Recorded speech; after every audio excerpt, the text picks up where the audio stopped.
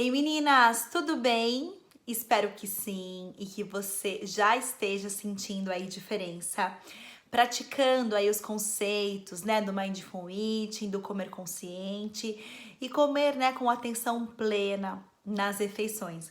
Coloca aqui embaixo nos comentários o que você tá sentindo de diferença. Quais foram os benefícios que, né, esse comer consciente já trouxe para você. Bom, e ainda seguindo, né, nessa linha, hoje, eu acho que é uma das aulas, né, mais importantes. A gente vai conversar um pouquinho, né, sobre o conceito fome física versus fome emocional.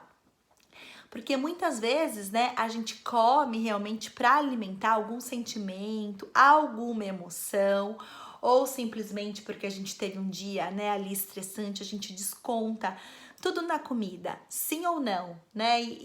Então o que a gente pode fazer, né, pra gente não chegar, né? Ai, pronto, parar e não. Isso vai realmente, né, me prejudicar. Bom, então entendendo um pouquinho, né?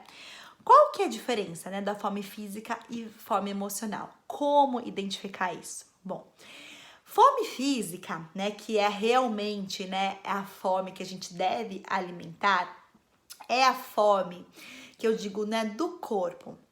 Quais são esses sinais?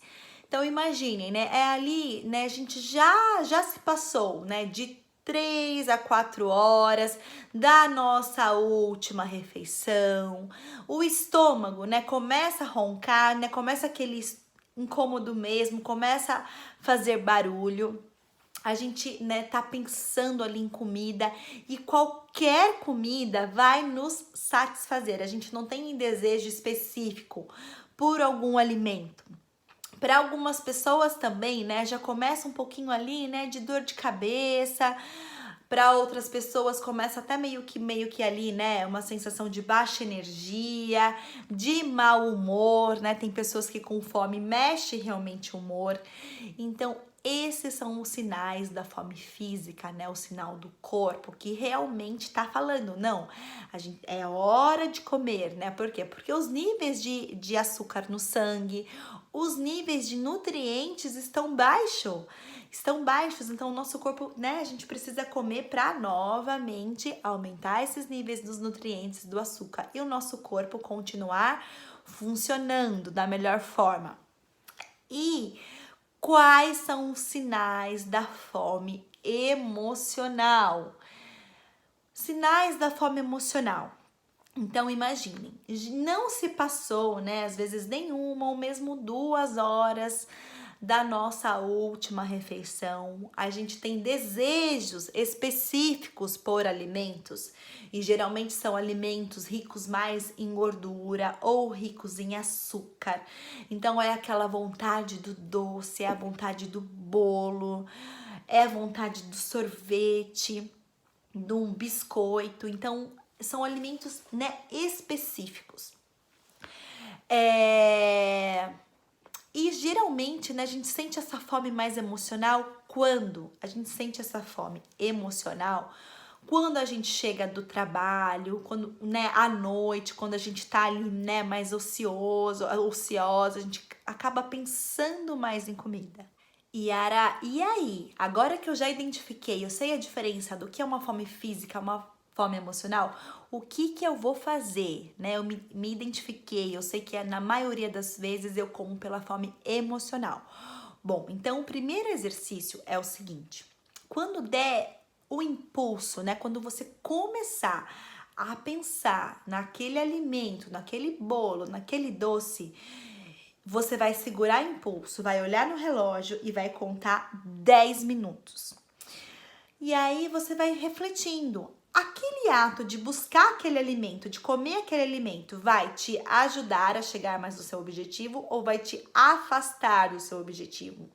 Então, só de você segurar esses 10 minutos vai ser o momento daquela reflexão. Porque muitas vezes, né, é exatamente isso, é um impulso. A gente pensou, a gente tá ali ansiosa, a gente tá estressada, fala, não, eu preciso comer, eu vou lá e como. E depois bate o quê? O arrependimento. Então, você vai fazer esse exercício.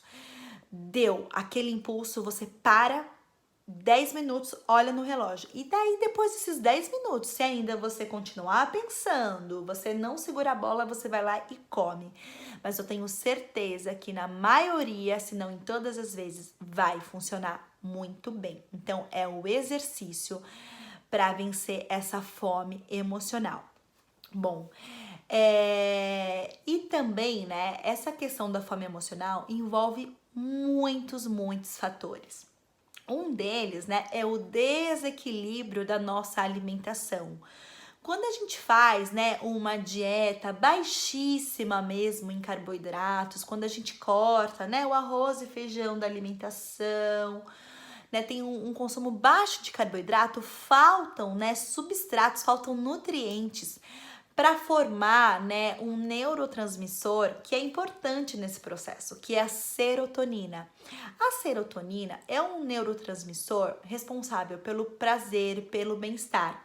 E quando a gente, né, não tem nutrientes para formar serotonina, a gente meio que num mecanismo de compensatório do organismo, a gente busca, né, alimentos para aumentar essa serotonina mais rápida.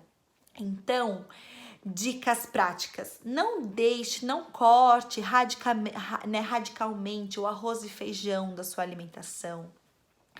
Procura, né, ter esses carboidratos na forma integral. O arroz integral no almoço é uma boa pedida para você, né, ter esses níveis maiores aí desses nutrientes que formam a serotonina. Yara, mas então quanto de arroz eu como?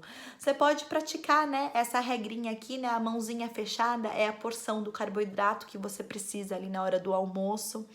E ainda mais esse carboidrato na sua forma integral. Você inclusive, né, pode, junto desse arroz, cozinhar uma lentilha. Então, você vai deixar esse arroz ainda mais nutritivo. Vai diminuir a velocidade que você absorve, né, o açúcar desse arroz, o que é muito bem-vindo. Ou simplesmente, Yara, não gosto de lentilha, então o feijão mesmo do dia a dia. Você não precisa cortar o feijão. Então, quando a gente tem esse hábito, né, do arroz e feijão no almoço, isso faz com que a gente sinta menos vontade também de comer doces no final da tarde e à noite, né? Não adianta simplesmente a gente cortar o arroz e feijão do prato e à noite ali, né? A hora que a gente já tá ali, vai gastar menos energia, a gente comer doce. Então, é muito mais válido a gente ter o arroz e o feijão no nosso prato, mas, claro, sempre buscando o equilíbrio da quantidade. Então, essa quantidade seria 2 partes do arroz, né? Digamos que se você vai comer isso daqui do arroz, a metade é o feijão. Então, isso, né? Ter esse arroz e feijão no seu prato, ou arroz, uma outra leguminosa, e de preferência esse arroz na sua forma integral, que vai ter vitaminas do complexo B, que são importantes na formação dessa serotonina, que é o que a gente busca. Pessoas que têm baixa serotonina são pessoas que vão buscar mais açúcar, mais carboidratos para compensar essa falta. Outra dica prática, você pode sempre ter uma porçãozinha de castanhas, né? Um grupo, na verdade, das oleaginosas, que são castanhas, nozes, macadâmia, amêndoas na sua bolsa. Então, quando a gente come, né, essas oleaginosas, elas são riquíssimas em vitaminas, minerais, gorduras boas. Então, você vai comer essa porçãozinha, né, de 30 a 40 gramas, é um punhadinho mesmo, ou no seu meio da manhã, ou no meio da tarde. Você pode colocar um pedacinho de chocolate meio amargo, interessante, que tem um teor de cacau de 70% ou mais. Então, é uma forma da gente também ter um equilíbrio maior das vitaminas e dos minerais. Então, bora praticar essas dicas e, né, aos poucos aí vencer um pouquinho, né, esse comer emocional. E no nosso próxima aula, no próximo vídeo, nós vamos trabalhar a escala da fome. Então, vai voltar mais ainda essa consciência pro nível de fome para realmente alimentar a fome física. Te vejo no próxima aula.